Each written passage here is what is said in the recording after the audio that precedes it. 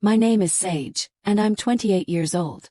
If you'd asked me a year ago what my family was like, I would have said complicated, in that careful, diplomatic tone people use when the truth is too jagged to put into words. But the night of my brother Rowan's birthday changed everything. It wasn't a slow realization or a quiet shift. It was a detonator. One sentence from my mother, spoken loudly enough for guests to hear, finally made me understand what I had spent most of my life trying not to see. I was never meant to belong. But the beginning of this story doesn't start at that birthday party. It begins with 1,000 tiny moments. Small, subtle dismissals that shaped me more than any dramatic fight could have. Growing up, Rowan wasn't just the favorite. He was the sun around which our family orbited. My mother, Mara, adored him with a devotion that bordered on worship. My father, Ian, hovered in the background, quiet and agreeable, making sure everything stayed peaceful for her sake. And me. I was the overlooked shadow, always just a little too quiet, a little too careful, a little too easy to ignore. One of the clearest memories from my childhood is the year I was 10. I had poured an entire month into building a volcano for the school science fair. Layers of papier-mâché, carefully painted ridges, and a mixture for the eruption I had perfected through trial and error. The morning of the fair, I came home to find my project crushed in the garage. A tire track ran straight across it. Rowan's brand new bike lay tossed nearby, as if my work had simply been in the way. I ran inside sobbing. My mother didn't rush to comfort me or even stand up from where she knelt beside the bike. She brushed a smear of paint off Rowan's fender and said, "Sage, really? You should have known not to leave your things where he could trip over them." My father stood in the doorway, giving me a helpless shrug, offering the most emotionless apology imaginable. "It's just a project. We can fix it later." They never tried. I presented the broken remains at school and got a C, and an early lesson that my efforts were always going to be less important than Rowan's convenience. That dynamic only deepened as we grew up. When I was 16, I bought my first car with money I saved from shelving books at the local library. It was old, dented, and loud, but it was mine. A year later, Rowan woke up on his birthday to a sparkling new sports coupe with a bow the size of a beach towel. My mother's reasoning was painfully familiar. "Well, he's a boy," she'd said lightly. "Boys need something reliable." Apparently my old car, bought with my own money, didn't qualify. The implication was clear. Rowan's needs justified luxuries. Mine didn't warrant acknowledgement. But the deepest wound wasn't the car or the volcano. It was the money my grandmother had left for me. A college fund she established because she saw the unequal footing I'd been raised on. After she passed, that fund disappeared. My mother told me it had been lost in a bad investment. I didn't question it. I took student loans, worked 2 jobs, and pushed through college on fumes and determination.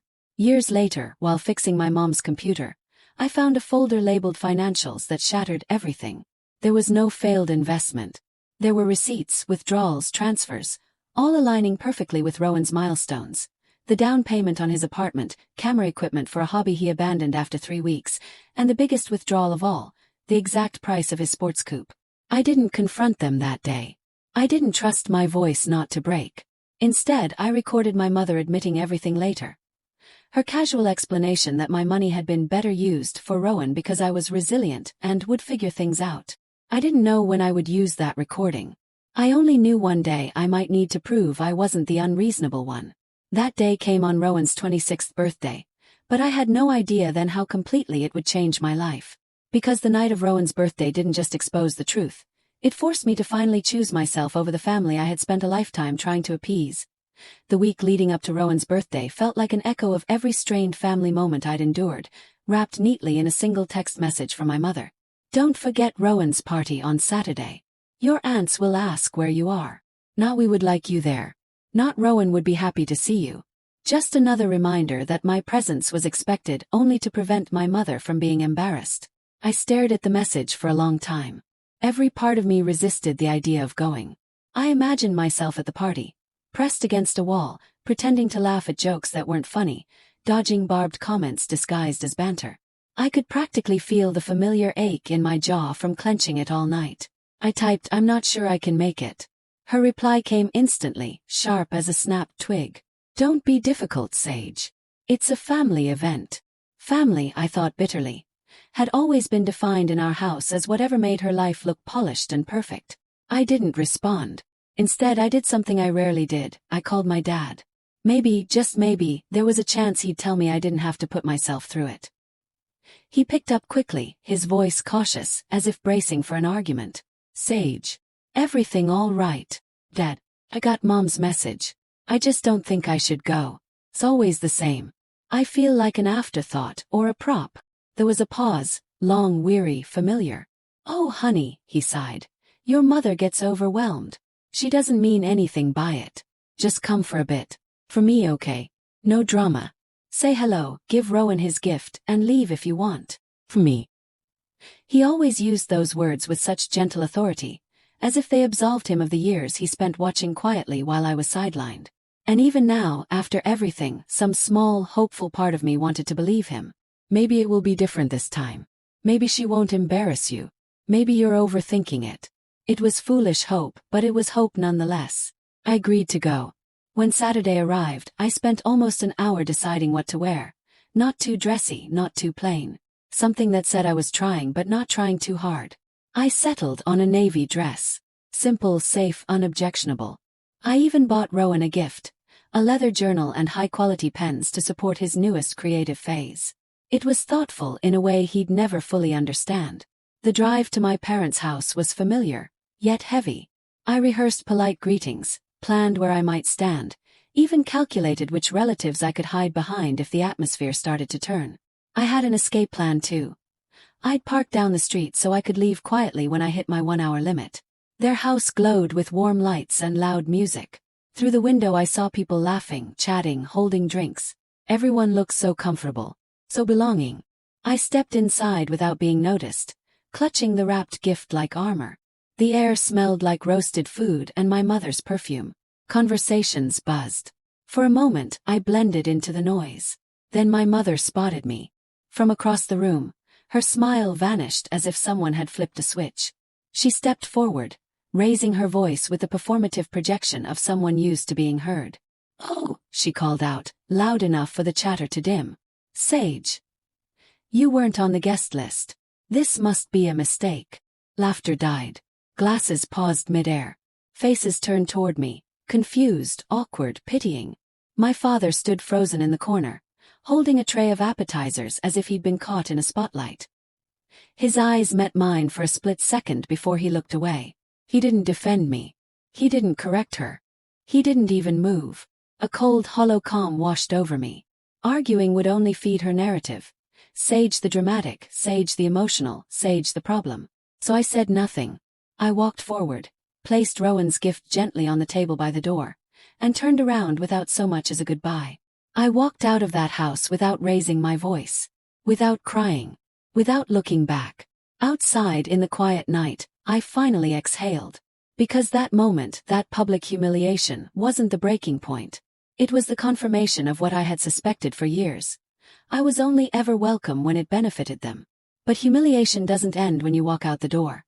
And what I did next was the one thing that would finally change everything. I made it to my car before the numbness cracked enough for me to breathe.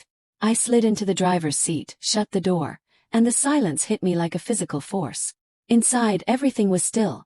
No music, no voices, no judgmental eyes. Just the whisper of my own breath. My hands trembled on the steering wheel. Not from fear. From the crushing weight of everything that moment represented. Her words echoed relentlessly. You weren't on the guest list.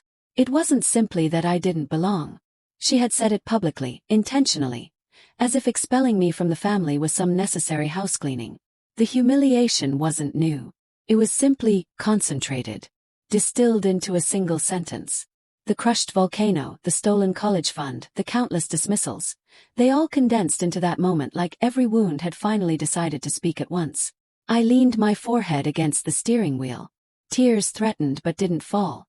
Even my emotions were exhausted. And then I thought about the recording. The insurance policy. The one thing I had tucked away in a cloud folder that made me feel like I wasn't completely powerless. A voice memo stolen on a night when my mother thought she was safe to speak freely. When she'd admitted without hesitation that she had used my college fund for Rowan because, in her words, I was resourceful enough to manage on your own. I had saved that file with no intention of using it recklessly. I wasn't a vengeful person. I didn't want drama. I just wanted proof. something to hold on to when I doubted my own memory, when her gaslighting made me feel like I was imagining things. But tonight something inside me shifted. My hand reached for my phone. A small, deliberate movement. I opened the cloud storage. My thumb hovered over the file, the recording labeled insurance policy. I could feel my heartbeat in my ears. What would happen if I posted it? The fallout would be catastrophic. Relatives would take sides. My parents would explode. Rowan would be blindsided. It would burn the last fragile threads of connection we had. But what was the alternative? Drive home. Pretend none of it happened. Spend the next day being told I overreacted, that I misread the situation. Be asked to apologize. Be expected to smooth things over. Be the family's emotional shock absorber again. My mother had bullied me in front of an entire room of relatives. She had erased me without blinking. And my father, my supposed voice of reason, had simply looked away. I'd been quiet my entire life. For them. For peace. For survival. But silence is a language too. And mine had been translating to only one thing. Permission. I unlocked my phone. On a social platform my mother adored, I had a private group called Family Memories. It included every aunt, uncle, cousin and family friend she tried so hard to impress. She posted photos there constantly. Rowan's milestones, holiday gatherings, curated images of perfect family life. Her kingdom. Her stage. And in that kingdom, my voice had been a ghost. Till now. Click share. Selected the audio file. No caption. The truth didn't need my commentary. Then I pressed upload. A small check mark appeared. Posted. For a few seconds nothing happened. The world was eerily calm. The only sound was my own breath and the faint laughter drifting from the house behind me. Then my phone started to buzz. One notification. Then another. Then 3 more. Aunt Carol liked the post. A cousin reacted with a shocked emoji. Someone typed. Is this real? Then the calls began. Rejected. Rejected. She called 9 times. Her name flashing over and over felt like the final battle cry of a queen losing her throne. My father texted next. 6 words that summed him up perfectly. Please delete it. We need to talk. Not are you okay? Not I'm sorry. Not even what happened. Damage control. Always protecting her. Never me. I stared at the message, feeling the last thread between us unravel. My fingers moved steadily across the screen as I typed. There's nothing to talk about. The truth is out. Then I blocked him. Blocked my mother. Blocked Rowan. Blocked every doorway they'd ever used to reach me. For the first time in my life, the silence that followed wasn't lonely. It was freedom. But freedom doesn't come without consequences. And by morning, the entire family would be at war, with me at the center. When I finally reached home that night, it felt like I had traveled from one universe into another. My apartment was dim and quiet, the air still carrying the faint scent of the lavender candle I'd blown out before leaving. It was such a stark contrast to the chaos unfolding online that it almost felt surreal. I set my keys on the counter and stood in the middle of my living room, unsure what emotion my body was supposed to register first. Terror, relief, rage, grief. Instead, a strange numbness settled around me, like someone had wrapped my nerves in cotton. I moved on autopilot, filling the kettle, making tea, sitting on the couch with a blanket around me. I didn't turn my phone back on. I didn't want to see the fallout yet. But one notification had slipped through before I shut the phone off. A message preview from Aunt Carol. Sage, honey. I'm so sorry. I always suspected something was wrong, but I never knew it was this bad. Call me when you're ready. That single sentence cracked something open inside me. Not a breakdown but release. Someone finally saw me. Someone even quietly had known. A tear slid down my cheek, the first I'd allowed in hours. I fell asleep on the couch that night, wrapped in silence and the soft hum of my heater. No nightmares, no panic, just stillness. But morning arrived with consequences. When I turned my phone on, it buzzed so violently it nearly slipped from my hand. Notifications flooded the screen. Calls, texts, tags, comments, everything pouring in with wildfire speed. I ignored the calls and opened the family group. It was a battlefield. Hundreds of comments. Relatives arguing. Some defending me. Others defending my mother with practiced loyalty. My mother posted a long, melodramatic message claiming her words were taken out of context, that she had been misunderstood, and that she was devastated by my cruel ambush. It was a performance, polished, pitiful, and dripping with self-victimization. My father had commented beneath it. "We love both our children. We pray for healing in our family." A neutral statement, carefully crafted to avoid condemning anyone, especially her. I scrolled without feeling anger, just clarity. Their reactions were predictable.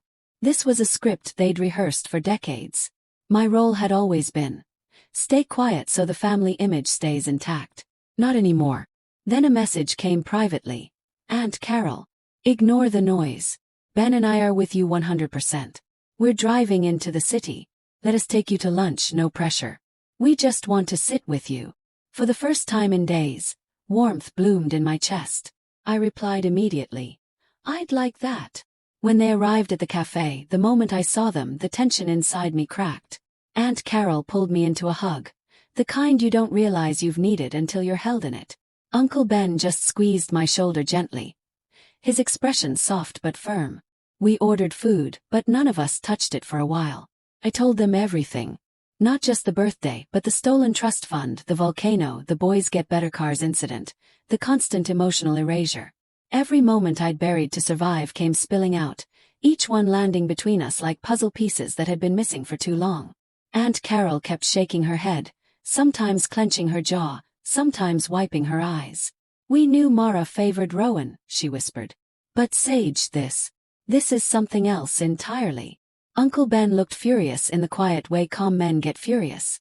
"Your grandmother would be horrified," he muttered. "She set that fund up because she wanted you to have a fair chance." Hearing them validate it, all of it was like oxygen. Not the dramatic, cinematic kind. More like the quiet inhale of someone who's been holding their breath for 28 years without realizing it. By the end of lunch, something inside me had fundamentally shifted. I wasn't alone anymore. I wasn't invisible. I wasn't imagining the pain I'd carried. And most importantly, I wasn't going back.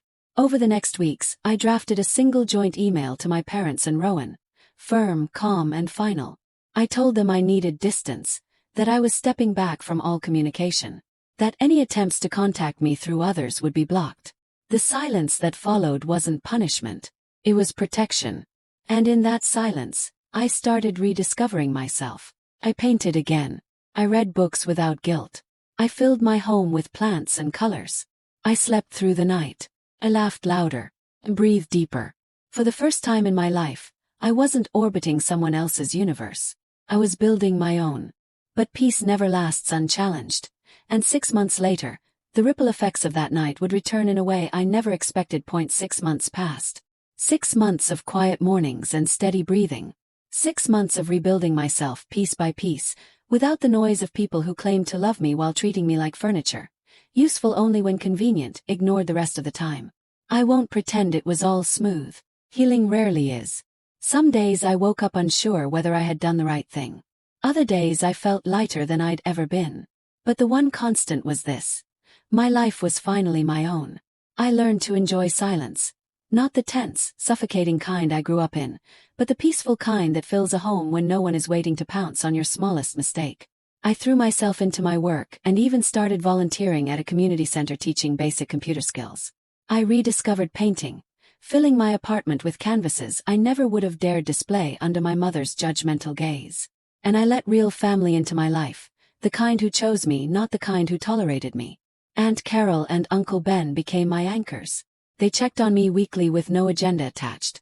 Their presence felt like someone had reached into my story and quietly rewritten the ending of every lonely childhood memory. But while I was thriving, the aftermath of the upload rippled through the family like an aftershock. People took sides. Some relatives, mostly those who had always admired my mother's polished facade, defended her with predictable fervor. My cousin Linda, for example, wrote a lengthy post about respecting elders and private matters being kept private. Others, surprisingly more than I expected, reached out to me privately with quiet admissions. "I always noticed the difference in how she treated you. I wondered why you were never at the center of things. Your grandmother warned me once that you had a harder childhood than people realized." Validation doesn't erase the past, but it softens its sharpest edges. As for my parents, they stayed silent. Completely silent. Not one apology. Not one attempt at accountability. Not even anger after I blocked their numbers. Silence in this case wasn't respect. It was avoidance. The same avoidance that shaped my childhood. I sometimes wondered what they told their friends. I imagined my mother performing her heartbreak, carefully crafting her victim narrative while my father stood behind her nodding, offering the same quiet complicity he had my entire life. And Rowan. His reaction was the only one I couldn't predict. For weeks, the only updates I heard came indirectly. Small tidbits Aunt Carol passed along when I asked. He tried defending our mother at first, confused and hurt by the recording. Then, apparently, he withdrew from talking about it altogether. Not angry, not apologetic. Simply overwhelmed. That was Rowan in a nutshell.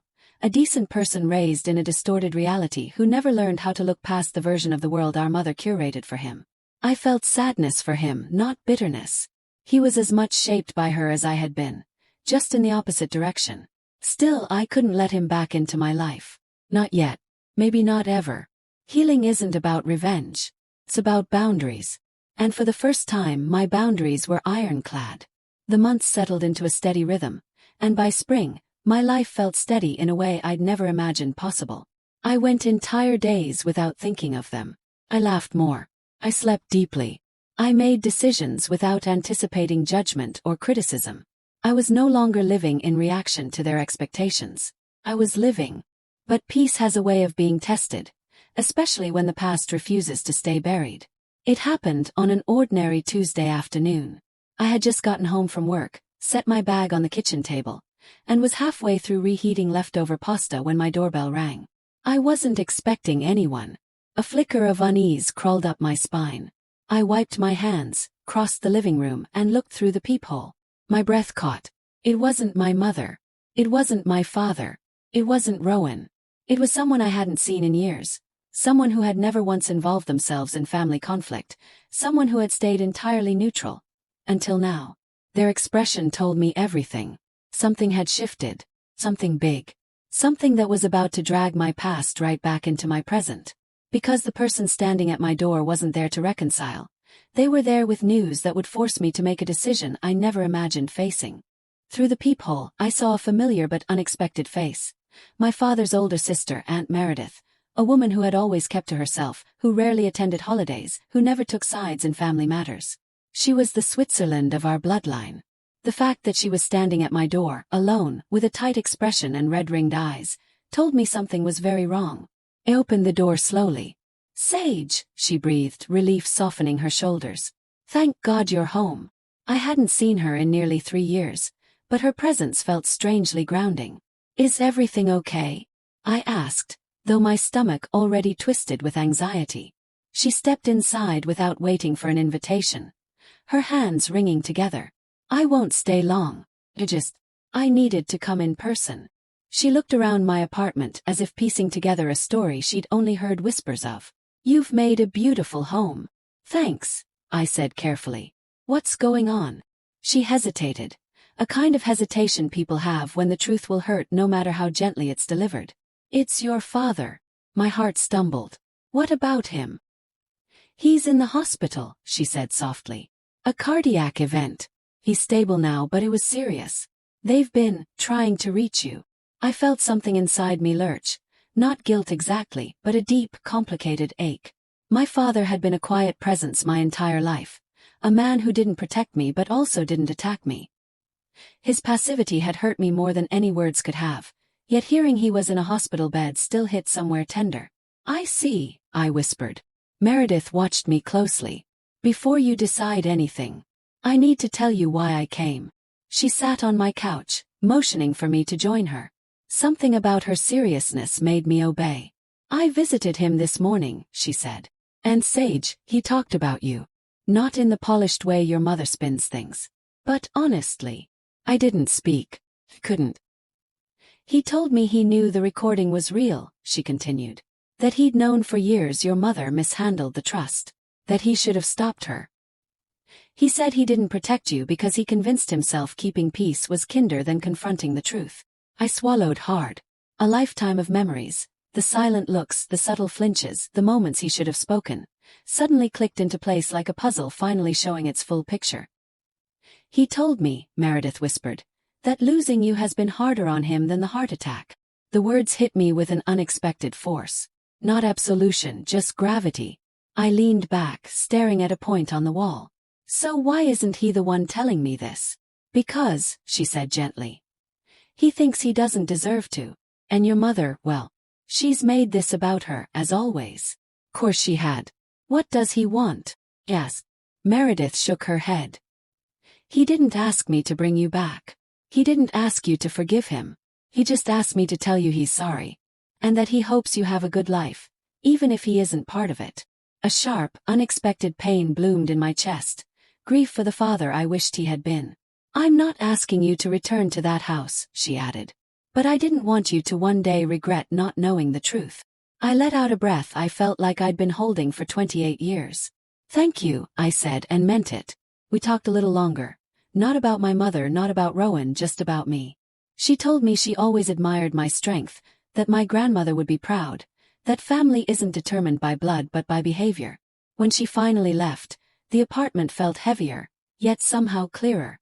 I didn't rush to the hospital. I didn't fall apart. I didn't set aside my boundaries. Instead, I sat quietly with the truth. My father had finally seen the damage.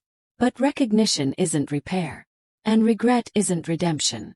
Later that night, I wrote him a letter. Not to reopen doors but to close them with dignity. I told him I wished him health. I told him I appreciated his honesty. And I told him I was healing, even if it meant healing away from him. I didn't mention my mother.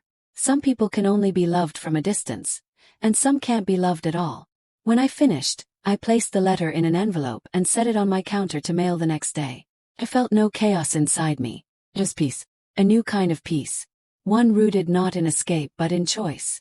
My story didn't end the night of the birthday party. It didn't end with the upload. It didn't end with the silence. It ended with me deciding what family meant, and beginning a life built only with people who actually treated me like I belonged. Some endings aren't explosions. Some endings are simply freedom.